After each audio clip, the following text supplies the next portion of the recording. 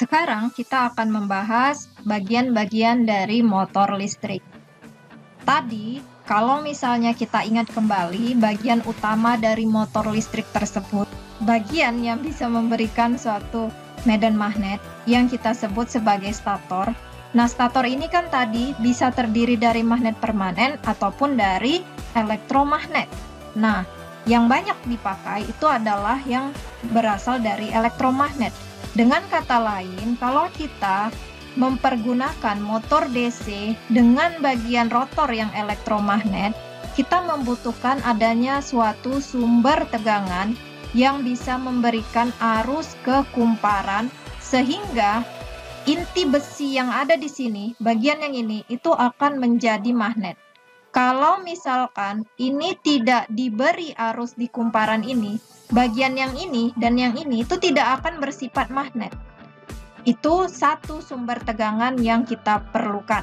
Sedangkan bagian yang rotor sendiri, itu dia juga perlu suatu sumber tegangan agar dia bisa berputar. Berarti di sini kita membutuhkan dua sumber tegangan, yaitu sumber tegangan untuk menghidupkan stator, untuk menghasilkan adanya medan magnet, dan sumber tegangan untuk mengalirkan arus ke bagian yang rotor, sehingga dia dapat berputar. Jadi, berdasarkan perbedaan sumber tegangan ini, maka motor listrik DC terbagi menjadi dua, yaitu motor listrik dengan sumber tegangan terpisah. Artinya, antara bagian stator dengan bagian yang rotor, itu sumber tegangannya itu terpisah, seperti yang Ibu gambarkan ini. Jadi, tidak dari sumber tegangan yang sama. Ini yang disebut sebagai separately excited DC motor. Simbolnya itu seperti ini. Kalau kalian perhatikan, dia terpisah ya. Untuk medan ataupun untuk kumparan menghidupkan stator itu berbeda sumber tegangannya, dan untuk bagian yang rotor ini atau kita sebut tadi angker dinamo itu juga sumber tegangannya berbeda. Sedangkan ada juga yang mereka itu berasal dari sumber tegangan yang sama. Itulah yang kita sebut sebagai motor DC sumber daya sendiri atau self-excited DC motor. Nah, karena dia sumber tegangannya sama, berarti susunannya itu bisa berbeda-beda. Seperti ketika kita menyusun komponen elektronika, bisa susunan antara si bagian statornya dengan bagian rotornya itu dalam keadaan paralel seperti ini, atau ini kita sebut sebagai motor DC tipe shunt. Nah, ada juga susunannya itu antara bagian yang statornya dengan bagian yang rotornya dalam bentuk yang seri, atau kita sebut sebagai motor DC tipe seri atau series DC motor. Dan bisa juga campuran. Artinya nanti, kalau yang campuran ini, Bu, kayak mana, Bu? Ini kan cuma butuh dua, Bu. Kalau campuran, bagaimana caranya? Jadi kalau yang campuran ini, itu kumparannya pada bagian stator itu ada dua. Jadi ini satu, kemudian ini dua. Ada dua kumparannya.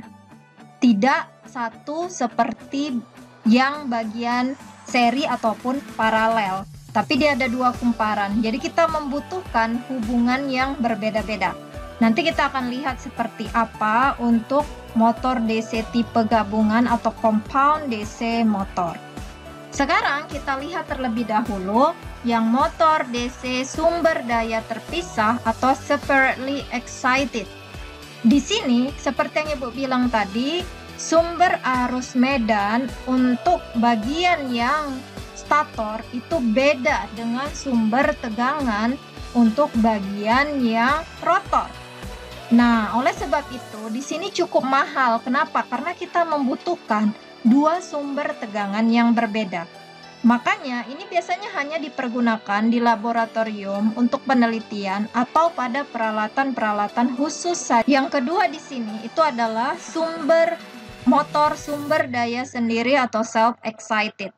Di sini, sumber arus medannya dengan sumber arus untuk si kumparannya itu dia berasal dari sumber tegangan yang sama. Nah, inilah yang Ibu jelaskan sebelumnya. Mereka berasal dari sumber tegangan yang sama. Sekarang kita lihat terlebih dahulu satu persatu bagiannya. Kalau untuk motor DC dengan sumber tegangan seri antara tegangan untuk bagian statornya dengan tegangan untuk bagian rotornya, ini dia simbolnya itu seperti ini ya, simbolnya seri. Kalau seri kalian tahu ya, ini kutub positif, kutub negatif, ini kutub positif, kutub negatif. Jadi yang kutub negatif dari suatu sumber stator itu bertemu dengan kutub positifnya dari bagian rotor. Nah, ini yang disebut sebagai seri. Kalau dia paralel, maka dia ini kutub positif, kutub negatif, ini kutub positif, kutub negatif. Artinya di sini adalah bahwa kutub positif bagian stator bertemu dengan kutub positif bagian rotor. Sedangkan kutub negatif bagian stator juga bertemu dengan kutub negatif bagian yang rotornya. Atau kalau digambarkan dia seperti ini. Ini kalian lihat ya. Ini bagian yang S ini itu adalah bagian yang stator. Sedangkan bagian yang A ini itu adalah bagian yang rotor. Kalau dia dalam hubungan series, berarti di sini sumber tegangan positif bertemu dia dengan kutub positif S1. Jadi kita buat di sini. Kita lihat, kita hubungkan sumber tegangan positif dihubungkan dengan bagian yang positif, misalkan dari suatu stator. Nah, kemudian ini kan berhubung ya, terhubung, dan ini jadi bagian yang negatif. Bagian negatifnya kemana? Bagian yang negatifnya bertemu dengan bagian positif dari rotor. Maka di sini bagian yang negatif ini bertemu dengan bagian yang positif dari rotor. Bertemu dia, dan ini kan terhubung ya.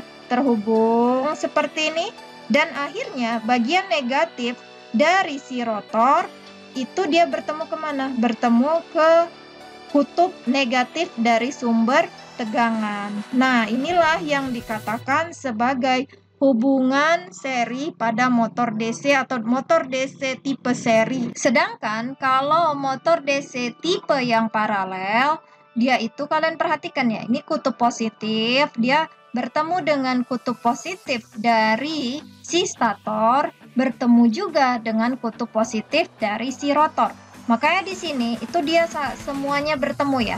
Ini kutub positif tegangan, ketemu kutub positif dari si rotor, dan ketemu kutub positif dari si statornya. Dan akhirnya ini terhubung ke kutub negatif dari si stator, bertemu dengan kutub negatif dari si rotor, dan akhirnya bertemu dengan kutub negatif dari si sumber tegangan. Jadi kalau kalian lihat seperti ini hubungannya.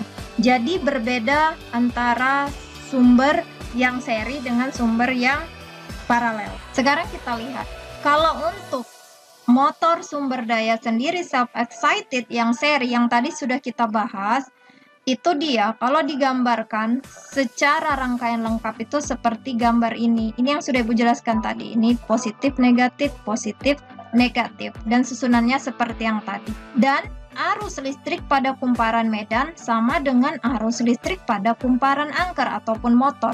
Udah jelas karena hubungannya seri. Jadi dia ini pasti sama arusnya yang mengalir, tidak ada percabangan. Di sini karakteristik yang paling dasar itu dia memiliki torka awal yang sangat tinggi, tetapi kecepatannya akan berkurang seiring dengan penambahan beban. Jadi kalau misalnya di awal tuh kecepatannya tinggi, tapi lama-kelamaan kalau bebannya bertambah, kecepatannya itu akan berkurang. Motor ini tidak boleh dipergunakan tanpa adanya beban yang terpasang, karena akan berputar cepat tanpa terkendali. Jadi kalau motor itu kan dia seperti ini ya, dinamo ya, kita sering bilangnya dinamo. Ini kan dihubungkan dengan suatu beban ya. Nah, kalau misalkan motor DC tipe yang seri ini tadi, dia tidak ada dihubungkan dengan beban apapun, maka kecepatannya akan tidak terkendali. Maka dia harus dihubungkan dengan suatu beban. Tetapi ketika bebannya menjadi semakin berat, maka kecepatannya dia akan turun seperti itu. Yang kedua kita lihat yaitu motor sumber daya sendiri atau self-excited dengan hubungan yang paralel atau sun DC motor, sering dikatakan seperti itu. Ini sudah kita jabarkan tadi ya, bahwa ini kutubnya semua sama, ini positif, ini negatif, maka ini positif, positif, negatif, negatif, dan ini negatif. Ini karakteristiknya itu kecepatannya hampir konstan meskipun terjadinya perubahan beban. Namun, lama-kelamaan kecepatannya akan berkurang apabila mencapai torsi yang tertentu atau torka yang tertentu. Jadi kalau kalian perhatikan, kalau yang tadi dia seri, kecepatannya itu menurun ya, seperti ini. Nah, kalau yang dia paralel, ini kecepatannya itu konstan. Konstan, hanya akan turun ketika torsi atau torka yang tertentu.